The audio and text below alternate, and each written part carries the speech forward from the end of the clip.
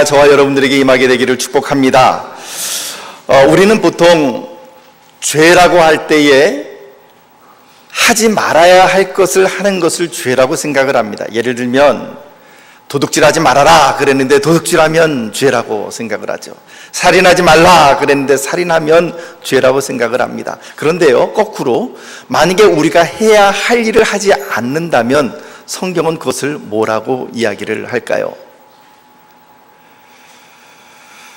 예를 들면 사무엘 선지자는 사무엘상 12장 23절 말씀 가운데에 이렇게 고백을 합니다. 나는 너희를 위하여 기도하기를 쉬는 죄를 여호와 앞에 결단코 범하지 아니하리라, 이렇게 말씀을 하죠. 말씀을 좀 어렵게 했습니다. 나는 너희를 위하여 기도하지 않는 것, 내가 너희를 위하여 기도할게, 이렇게 이야기하면 참 편할 텐데 그걸 꼬아가지고 너희를 위하여 기도하기를 쉬는 죄를 결단코 하나님 앞에 범하지 아니하겠다. 자, 이렇게 어렵게 표현했지만 기도하는 것을, 쉬는 것을 뭐라고 표현했습니까? 죄라고 그렇게 표현했습니다. 따라서 해야 하지 말아야 할 것을 하는 것도 죄지만 성경의 표현대로 한다면 우리가 해야 할 것을 하지 않는 것도 죄다, 이렇게 이야기를 할 수가 있습니다. 오늘 본문 말씀을 보면 거기에 걸맞는 아주 흥미로운 이야기가 기록이 되어 있습니다.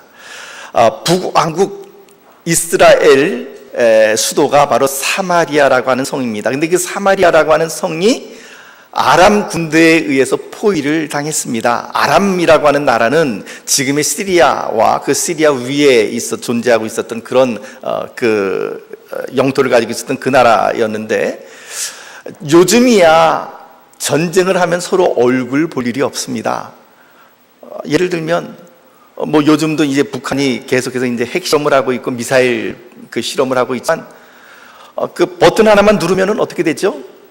이 미사일의 핵폭탄이 대기권 바깥으로 나갔다가 그리고 떨어지는데 음속의 10배, 15배 혹은 20 몇 배라 그러던가요? 그런 속도로 아주 놀라운 속도로 내리꽂히게 되면 얼굴을 보고 말고 할 것도 없습니다. 그냥 얼굴도 보지 못하고 폭탄 터지면 그냥 그대로 다 죽어버릴 수 있는 그런 전쟁이 현대의 전쟁입니다.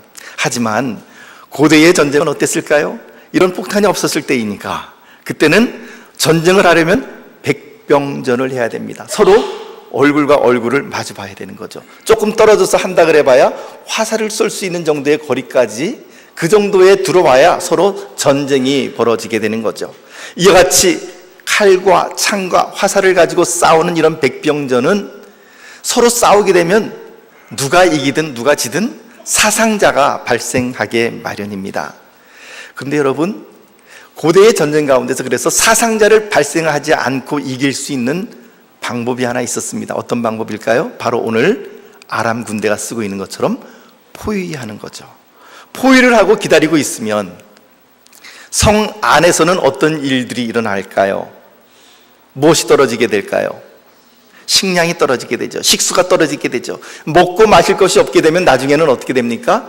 싸울 일도 없이 그냥 손 들고 성문 열고 나와서 항복을 하게 되는 것이 바로 고대의 전쟁이었습니다. 그래서 이 사마리아 성이 아람 군대에 의해서 전면 포위를 당한 채 오랜 시간이 흘렀습니다.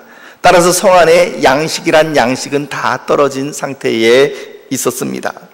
심지어는 살기 위해서 어떤 일이 있었냐면 살기 위해서 자기 자식을 잡아먹는 그런 아주 엄청난 끔찍스러운 일까지도 벌어지게 되었습니다. 바로 오늘 우리가 함께 나눈 이 열왕기하 7장 이전에 있는 6장 말씀을 보게 되면 거기에 그런 사건이 기록되어 있습니다. 두 여인이 서로 딜을 합니다. 어떤 딜을 하냐면, 오늘은 너의 자식을 내어라. 그럼 너의 자식을 오늘 우리가 잡아먹고 내일은 이제 내 자식을 내어놓을 테니 내일은 내 자식을 잡아먹고 이렇게 하자라고 하죠. 서로 이 언약을 하죠. 딜을 하죠. 근데 정작 남의 자식은 잡아먹고 난 다음에 자기 자식을 내놔야 될 때가 되니까 어떻게 됩니까? 자기 자식을 숨겨버립니다. 그러니까 이 여인은, 자기 자식을 먼저 내놓았던 그 여인은 악이 바칩니다. 그래서 소송을 하고 그리고 서로 간에 다툼이 벌어지는 이런 상황이 6장 가운데 나타납니다. 백성들의 눈은 식량이 떨어지고 굶주림으로 말미암아 짐승처럼 충혈되었습니다. 임금은 베옷을 입고 통곡을 합니다. 이것이 바로 사마리아 성 내에서 지금 벌어지고 있는 그런 사건입니다. 그런데 이 놀라운 사건이 벌어지고 있음에도 불구하고 이제 놀라운 복음의 소식이 전해지게 되죠. 그것은 바로 3절 이하에 나타나 있는 나병 환자들의 이야기입니다. 4명의 나병 환자들이 성문 밖에 그들이 거주하고 있었습니다. 그런데 이 4명의 나병 환자들은 평상시에는 사람들에게 도로에 맞을까봐 성 안으로 들어가지를 못합니다. 레위기 말씀에 의하면 나병 환자들은 어떻게 해야 됩니까? 다닐 때에 옷을 풀어헤치고 머리를 풀어헤치고 그리고 사람을 만나게 되면 윗입술을 손으로 가리고 뭐라고 얘기하면 부정하다, 부정하다, 부정하다 이렇게 외쳐야 됩니다. 그렇게 함으로써 내가 나병 환자입니다 라고 하는 것을 다른 사람들에게 보여주어야만 했죠. 그렇게 해서 전염되는 것을 막는 것이 그 당시의 상황이었습니다. 따라서 지금 평상시 같으면 그래도 성 안에 다른 사람들이 잠들어 있을 때 깊은 밤중에 혼자 몰래 이 나병 환자들이 들어가서 남들이 버리는 음식 그리고 내놓은 음식 그런 것들을 가지고서 먹고 살 수 있었지만 지금 성 안은 그것조차 허용되지 않는 아주 극한의 상황 가운데에 놓여 있었습니다. 양식이란 양식이 다 떨어졌으니 이 나병 환자들에게까지 갈 수 있는 양식이 있었겠습니까? 없죠. 그래서 이 4명의 나병 환자들이 이제 모여서 이제 그들도 앞으로 어떻게 해야 될 것인지 전략 회의를 엽니다. 그 전략 회의를 연 결과 열왕기하 7장 3절에서 4절 말씀 이런 결론을 내죠. 우리 같이 읽어볼까요? 3절에서 4절 말씀 시작. 성문 어귀에 나병 환자 4사람이 있더니 그 친구에게 서로 말하되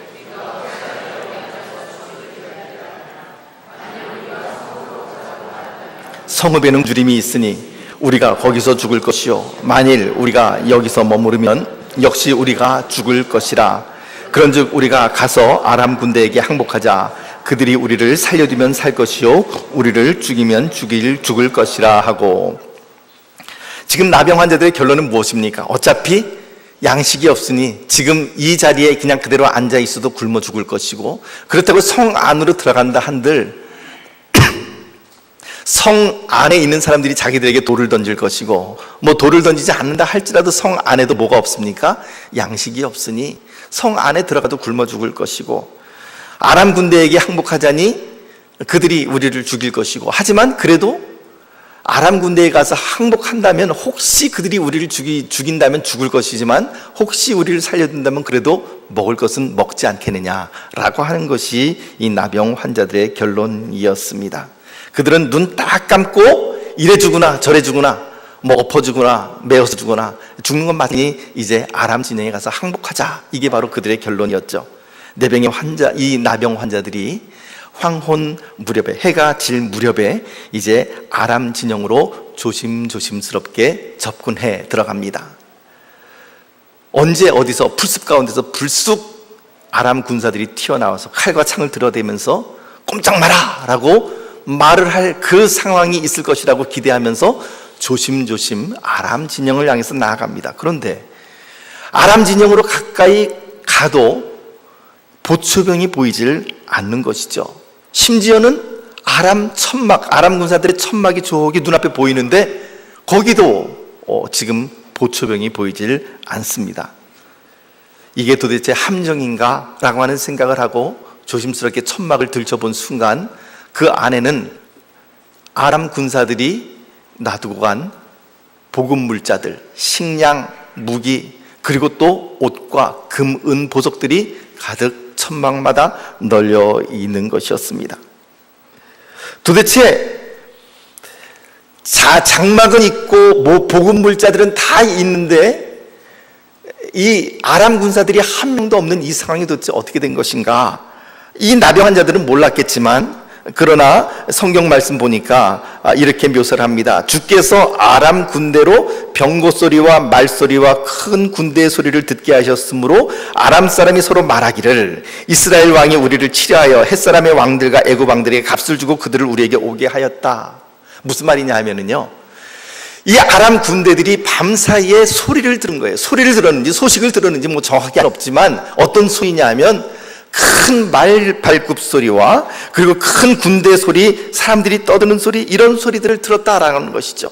그리고는 그들이 내린 결론이 무엇이었냐면, 아하, 이스라엘 왕이 죽게 되었으니까 어마어마한 큰 거금을 햇사람의 왕들에게 주었든지 아니면 애굽에게 뇌물을 바쳤든지, 그래서 그 큰 강대국에서 군대를 동원해서 우리나라를 쳤구나 라는 생각을 한 것이죠. 아무리 자신들이 숫자가 많다고는 하지만 그 엄청난 대군과 싸울 생각을 하니 눈앞이 캄캄합니다. 더군다나 자기들이 지금 집을 비어있는 사이에 이 엄청난 대군이 자기 나라를 치면 집에 있는 부인과 자녀들은 다 노예로 끌려가게 되고 나라가 망하게 되었으니 지금 우리가 이거 한가롭게 지금 이 사마리아 성을 포위하고 있을 때가 아니구나. 결론을 내리고 그야말로 급히 챙길 것도 챙기지 못하고 그들의 나라로 철수를 하여 버리고 말았습니다. 결국 그렇게 철수를 하고 급히 도망가고 난 바로 그 무렵에 이 나병 환자 4사람이 그 아람 군대의 진영에 도착한 것이죠. 도착하여 보니 군대는 없고 무엇만 있습니까? 복음 물자들이 가득 쌓여 있던 것이죠. 음식이 넘쳐났습니다.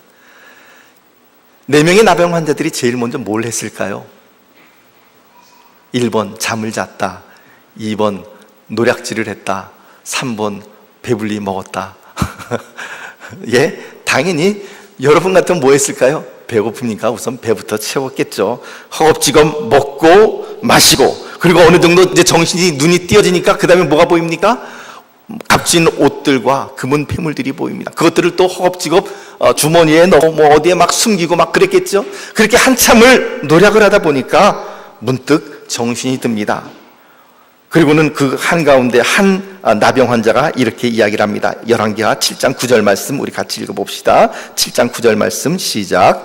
나병 환자들이 그 친구에게 서로 말하되 우리가 이렇게 해서는 아니 되겠도다. 오늘은 아름다운 소식이 있는 날이거늘 우리가 침묵하고 있도다. 만일 밝은 아침까지 기다리면 벌이 우리에게 미칠지니 이제 떠나 왕궁에 가서 알리자 하고. 아하, 지금 우리끼리 여기서 먹고 마시고 많이 즐거워하고 있는데 이것이 선한 행위가 아니구나. 지금 우리가 떠나왔던 사마리아 성읍 안에는 어떤 일들이 벌어지고 있는지 너무나도 잘 압니다. 자식을 잡아먹는 이런 엄청난 이 기근이 그 성 안에 있고 굶주림으로 말미암아 죽어가고 있는데 우리만 여기서 먹고 마시고 즐거워한다면 내일 아침까지 우리가 이 밝은 날까지 이 좋은 소식을 전하지 않는다면 벌이 우리에게 임하게 될 것이다 라고 그들은 결론을 내립니다. 가만히 있을 수 없어서 그들은 급히 이 사실을 알리기 위하여 성으로 돌아가기로 결정합니다. 자, 그때 그들이 말한 말 가운데 오늘은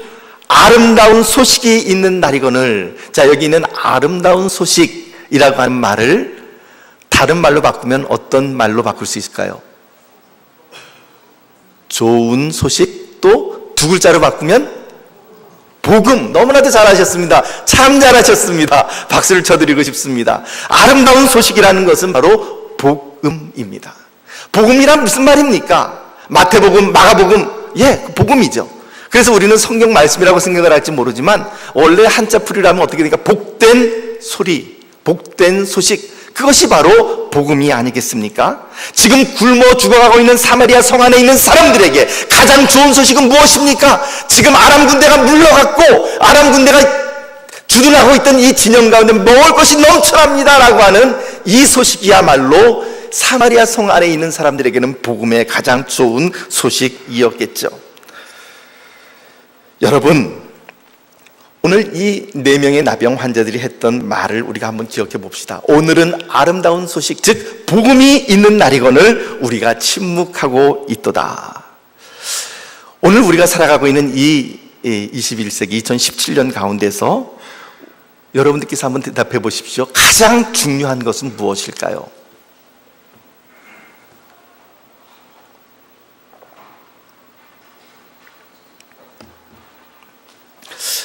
만약에 여러분들에게 삼성전자를 통째로 줄 터이니, 물론 그러지 않을 겁니다.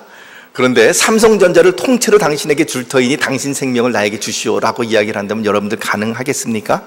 삼성전자를 여러분들에게 통째로 준다 한들 여러분들의 생명을 내놓겠습니까?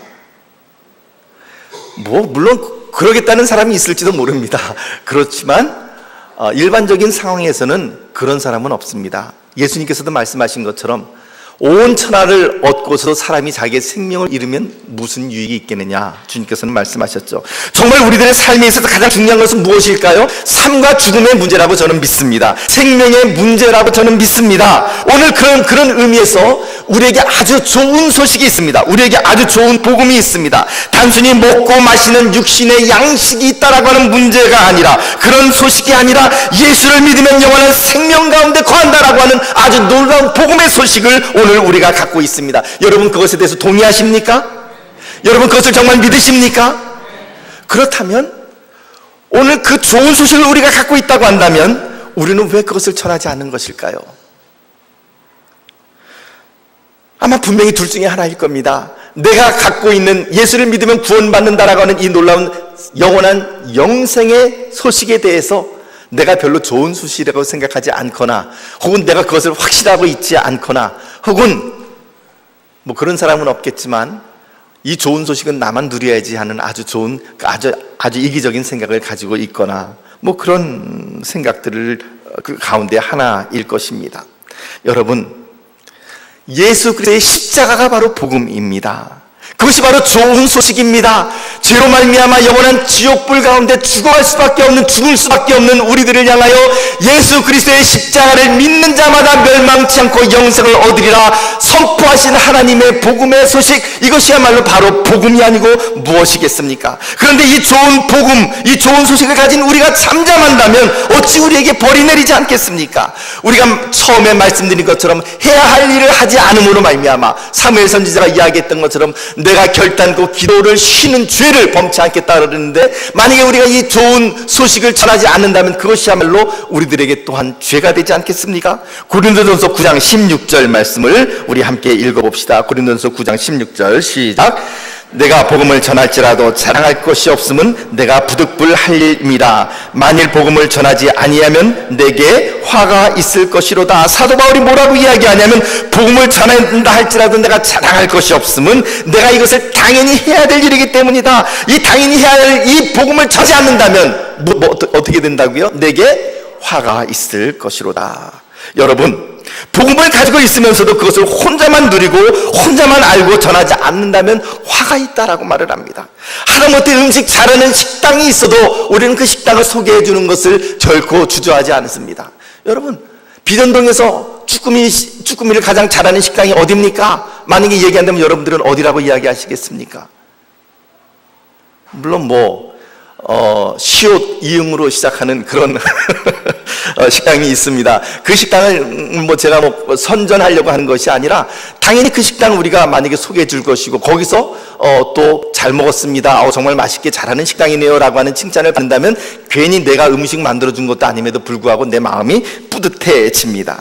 여러분, 음식 잘하는 식당이 있으면 우리는 그 식당을 소개해주고 자발적으로 선전해줍니다. 그것이 좋은 소식을 가지고 있는 사람들의 자세죠. 다른 사람들이 알지 못하는 좋은 소식, 영생의 소식, 생명의 소식을 갖고 있다면 이미 근질근질해서 견디지 못하는 것이 바로 우리들의 본성이 아니겠습니까? 그럼에도 불구하고 우리가 그것을 말하지 않고 있다고 한다면 아마 우리는 그 좋은 소식에 대하여 확신을 가지고 있지 못하는 그런 모습이 아닐까 싶은 생각이 듭니다. 당연히 전도해야 되고 선교해야 함에도 불구하고 우리가 범하는 오류가 있습니다. 어떤 오류를 범하냐면, 어떤 분은 이렇게 이야기합니다. 요즘 세상에 예수 믿으라고 전도한다고 해서 예수를 믿겠습니까? 그렇게 전도하는 시대는 끝났습니다. 삶으로 전도해야죠. 예수 그리스도의 향기를 풍기고, 그래서 누구든지 너의 모습을 보게 되면, 예수 믿는 사람의 모습을 보면 나도 예수 믿고 싶다라고 하는 생각이 들게 해야죠. 그렇게 해야만 그것이 진짜 전도가 아니겠습니까? 저는 이런 분들의 주장에 대해서 적극적으로 동의합니다. 지청합니다. 이 주장이 맞지만, 그러나 이 주장으로 인하여서 이 주장이 전도하지 않는 이유가 된다고 한다면 그것은 잘못된 것입니다. 사랑하는 성도 여러분, 삶으로 예수의 향기를 풍기십시오. 다른 사람이 여러분들의 모습을 볼 때 나도 예수 믿는 저 사람처럼 되고 싶다라고 하는 마음이 들도록 그렇게 살아가십시오. 그러나 그것으로 끝나는 것이 아니라 아울러서 우리의 입술로도 우리의 입으로도 예수님을 증거해야만 한다라고 하는 것이죠. 그것이 바로 옳은 일입니다. 예수님께서 승천하시며 제자들에게 남기신 마지막 말씀이 마태복음 28장 18절에서 20절 말씀 가운데 나타납니다. 이것을 우리는 위대한 지상 명령이라 라고 그렇게 말하기도 하는데, 우리 같이 읽어보도록 합니다. 시작. 예수께서 나와 말씀하여 이르시되 가서 모든 민족을 제자삼아 아버지와 아들과 성령의 이름으로 세례를 베풀고 내가 너희에게 분부한 모든 것을 가르쳐 지키게 하라. 볼지어다 내가 세상 끝날까지 너희와 항상 함께 있으리라 하시니라. 지금 19절 말씀 보니까 그러므로 너희는 어떻게 해요? 19절 말씀 띄워주시겠습니까? 그러므로 너희는 어떻게 해요? 가라고 말씀하십니다. Go! 가라! 라고 말씀하십니다. 앉아서 찾아오는 사람만 맞이해서는 안 되고 우리가 찾아가야 하고 우리가 적극적으로 나가야 하고 찾아가되 내 마음에 드는 사람에게만 가는 것이 아니라 모든 민족에게, 모든 사람에게 가라고 하였으니 내 마음에 드는 사람뿐만 아니라 내 마음에 들지 않은 저 지금 막 출소해서 나온 것만 같은 저 흉악한 인상을 가진 그 사람에게도 가서 복음을 증거해야 된다라고 하는 것이 주님의 명령입니다. 가서 복음을 전하라 라고 말씀을 하셨고, 그뿐만 아니라 가서 모든 민족을 뭐로 삼으라고요? 제자로 삼으라고요. 데려다가 교회에 앉히는 것으로 끝나는 것이 아니라 그 데리고 온 사람을 제자의 반열에 이르도록 인도해야 되고 훈련시켜야 되고, 그래서 적어도 내 수준에 오르기까지 그 사람을 훈련시켜야 되고 뭔가 해야 된다라고 하는 것이 우리 주님의 말씀입니다. 그래서 세례를 주고 내가 너희에게 명한 모든 것을 가르쳐 지키게 하는 데까지 너희가 해야 된다. 여러분 부담스럽죠? 이런 말씀 들으니 부담스럽죠? 예, 부담스럽습니다. 하지만 이 거룩한 부담감을 우리가 가져야만 합니다. 오늘 평택제일교회가 나가야 할 방향은 무엇입니까? 오늘 평택제일교회가 나가야 할 길은 어디일까요? 저는 분명히 선포합니다. 전도라고요. 그리고 선교라고요. 우리가 복음을 증거하는 증인의 길로 나서야만 평택제일교회가 하나님께서 기뻐하시는 일을 하는 것이라고 저는 분명히 믿습니다. 물론 예배를 주님께서 기뻐하십니다. 평택제일교회에는 예배가 있습니다. 찬양이 있습니다. 기도도 있습니다. 그러나 찾아가서 복음을 증거하는 일은 굉장히 적습니다. 사랑하는 성도 여러분, 이 일을 우리가 반드시 해야만 합니다. 이것이 바로 주님의 지상명령입니다. 주님께서는 천사들에게 이 일을 맡기지 아니하셨습니다. 성경 어느 구절에 하나님께서 천사들에게 명령하시기를 너희는 사람들에게 가서 복음을 전하라라고 명령을 하셨습니까? 하나님께서는 천사들에게 이 일을 맡기지 아니하셨습니다. 아니, 오히려 천사들이 하나님에게 그렇게 요청을 했을 거예요. 하나님, 우리들에게도 복음 증거하는 이 일을 허락해 주십시오. 그런데 하나님께서는 천사들에게 그 일을 허락하지 않으셨습니다. 찬송가 508장 말씀 보면 이런 찬양이 있죠. 주 내게 부탁하신 일 천사도 흠모하겠네. 화목해 하라신 구주의 말씀을 온 세상 널리 전하세. 주 나에게 부탁하신 일, 복음 전도를 위하여 나에게 부탁하신 일을 누가 흠모한다고요? 누가 흠모한다고요? 천사도 흠모한다고요. 천사도 하나님 나도 저 일을 좀 해봤으면 좋겠습니다 라고 흠모하지만 하나님께서는 그 일을 천사들에게 맡기지 않게 하셨습니다. 누구에게 맡기셨습니까? 이 사명은 저와 여러분들에게, 살아있는 우리들에게 맡겨주셨습니다. 여러분, 앞으로 10년, 20년, 30년, 40년, 50년 후에 우리는 하나님의 나라에 들어가게 될 것입니다. 언제 들어가게 될지는 모르지만 우리는 하나님 나라에 들어가겠죠. 그 하나님의 나라에서 우리가 할 일들이 무엇일까요? 하나님의 나라에 예배가 있을까요? 있습니까? 아멘. 요한계시록 말씀 보니까 예배를 드립니다. 하나님의 나라에 들어가면 우리가 찬양을 할까요? 찬양을 합니다. 하나님의 나라에서 우리는 성도의 교제를 나눌 것이고 하나님과 교제를 나눌 것입니다. 그런데요, 하나님의 나라에 가서 할 수 없는 것이 하나가 있습니다. 뭘까요? 전도죠. 왜냐하면 하나님 나라에서는 다 예수 믿는 사람만 들어왔으니까 거기선 굳이 전도할 필요가 없습니다. 전도는 하나님의 나라에서는 할 수 없는 일입니다. 전도는 어디서만 할 수 있는가? 아직까지 우리가 이 땅에 살아있는 동안에 한정되어 있는 유한한 이 시간 동안에 우리가 할 수 있는 일이 바로 전도라고 하는 사실이죠. 사랑하는 성도 여러분, 2017년 우리 교회의 표가 있습니다. 우리 같이 한번 읽어볼까요? 무엇입니까? 다시 십자가로, 다시 복음으로. 오늘이 2017년의 상반기를 마무리하는 주간입니다. 2017년 상반기 동안 우리는 얼마나 다시 십자가로, 다시 복음으로 돌아갔습니까? 저 표의 의미는 무엇입니까? 우리가 십자가를 붙들어야만 하고 우리가 복음에서부터 멀리 조금 떨어졌다면 다시 복음으로 되돌아가야 된다라고 하는 말이 아니겠습니까? 성경의 핵심으로, 본질로 돌아가야 된다. 여러분, 십자가의 본질이 무엇일까요? 복음의 본질은 무엇일까요? 그것은 전도라고 믿습니다. 선교라고 믿습니다. 사랑하는 성도 여러분, 십자가는 복음입니다. 복음은 증거해야 됩니다. 그래서 2017년 하반기가 시작되는 이제 7월 첫 주, 다음 주부터 이제 우리는 전도 훈련을 시작을 합니다. 여러분, 훈련받지 못한 군사가 어디 나가서 싸울 수 있겠습니까? 그래, 전도해야지. 다시 십자가로, 다시 복음으로. 그러므로 우리가 나가서 증거해야지. 가서 복음을 전해야지. 그런데 여러분, 복음 전할 때 무슨 말을 하시겠습니까? 난생 처음 보는 사람에게 가서 무슨 이야기를 먼저 꺼내시겠습니까? 우리가 기껏 할 수 있는 일은 지금 현재로서 가장 베스트라고 생각하는 것은 그저 이 우리 교회를 홍보하는 전도지를 나누면서 예수 믿으세요, 교회 나오세요, 이런 말은 할 수 있지만, 만약에 그 사람이 여러분들에게 예수를 믿는다면 정말 구원을 받습니까? 당신 예수님을 만나보았습니까? 라고 말을 한다면 무슨 말을 하겠습니까?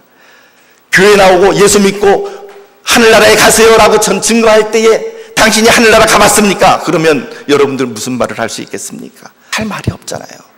훈련받지 못하고 알지 못하면 우리가 어찌 나가서 말씀을 증거할 수 있겠습니까? 여러분, 그래서 이제 우리는 다음 주부터 전도 훈련을 합니다. 전도 훈련은 전도 홍보 부원들만 하는 것이 아닙니다. 전도에 열정이 있는 누군가만 하는 것이 아닙니다. 여러분, 이 마태복음 28장 말씀, 너희는 가서 모든 민족을 제자로 삼아 아버지와 아들과 성령의 이름으로 세례를 베풀고 내가 너에게 분부한 모든 것을 가르쳐 지키게 하라라고 하는 이 말씀이 제자들에게만 준 말씀이 아니라 오늘 우리들에게, 여러분들에게, 저에게 주신 말씀, 평택제일교회에 주신 말씀이라고 한다면 이 전도 훈련은 누가 받아야 되겠습니까? 우리 모두가 다 받아야만 하는 것이죠. 훈련이 반드시 필요합니다. 이 주님의 지상 명령, 이 길이야말로 전도하는 일, 선교하는 일, 이 일이야말로 주님께서 가장 기뻐하시는 일임을 저는 분명히 믿습니다. 우리 평택제일교회가 부흥하는 길이라고 분명히 믿습니다. 사랑하는 성도 여러분, 지금 여러분들의 옆자리를 보십시오. 아직까지 비어있는 자리들이 많이 있지 않습니까? 여러분, 이 빈자리를 우리가 채우기 위해서 누군가에게 찾아가서 전도해 보신 적이 있으십니까? 해야 합니다. 이 일을 우리가 감당해야만 합니다. 우리 앞에는요, 식량이 없어서 죽어가는 영적인 사마리아 성과 같은 그런 사람들이 있습니다. 이제 예수 그리스도를 알지 못해서 굶주려서 죽어가고 있는 사람들이 우리 앞에 얼마나 많이 있습니까? 그럼에도 불구하고 오늘 우리만 이 구원의 소식을 접하고 우리만 먹고 마시고 즐거워한다고 한다면 우리는 이 4명의 나병 환자들의 고백을 분명히 기억해야 됩니다. 오늘은 좋은 소식이 있는 날이거늘 우리가 어찌 잠잠히 있으랴. 우리만 이 소식을 알고 있다고 한다면, 내일 밝은 날까지 우리가 전하지 않는다면 우리에게 화가 있을지로다. 사랑하는 성도 여러분, 죽어가는 사마리아 성 안에 기쁨의 좋은 소식을 전한 것은 부자가 아니었습니다. 율법 학자가 아니었습니다. 사람들에게 멸시받는 나병 환자들이었습니다. 고린도전서 1장 26절에서 29절 말씀을 읽고 말씀을 마무리합니다. 우리 같이 읽어볼까요? 시작. 형제들아, 너희를 부르심을 보라.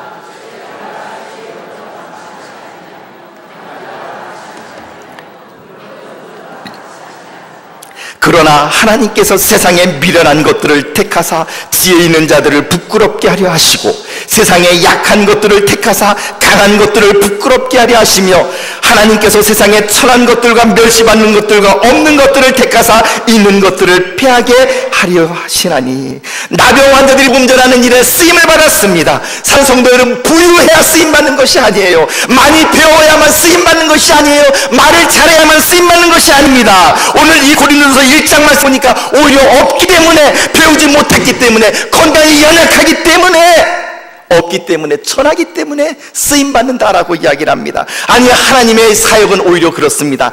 약한 것들을 통하여 강한 것들을 부끄럽게 하시고, 세상에 천한 것들과 멸시받는 것들과 없는 것들을 택하사 존귀하다고 말을 하는 자들을 부끄럽게 하시고 패하게 하시는 분이 우리 주님의 사역입니다. 사랑하는 성도 여러분, 이 일 가운데 나와 아무 상관이 없다고 말을 하지 마십시오. 이 좋은 소식을 전하는 일에 하나님께서는 오늘 여러분들이 동참하시기를 원하십니다. 오늘 여러분들 한 분 한 분이, 저와 여러분들 한 분 한 분이 이 일 가운데 쓰임받기를 원합니다. 사랑하는 성도 여러분, 지금까지 그런 일 많이 해봤어? 아니요. 이제 그런 말을 우리의 입에서 떠나 보냅시다. 그거 해봤자 소용없어. 그런 말도 떠나 보냅시다. 이제 이 길을 우리가 한번 가봅시다. 2017년 하반기에는요, 이제 새생명 전도 축제가 이제 우리를 기다리고 있으나, 그리고 또한 그 일을 위해서 이제 다음 주부터 우리는 전도 훈련을 시작을 합니다. 사랑하는 성도 여러분, 2017년 우리 다시 십자가로, 다시 복음으로 되돌아가며 증거하는 일, 전도하는 일, 선교하는 일, 이 일 가운데 우리의 모든 힘을 쏟으며 주님께서 기뻐하시는 일을 한번 해봅시다. 이것이 바로 우리 주님께서 기뻐하시는 일이라고 저는 분명히 확신합니다. 이 일 가운데 쓰임받는 저와 여러분들이 되시기를 주님의 이름으로 축복합니다. 기도하겠습니다. 하나님 아버지, 아름다운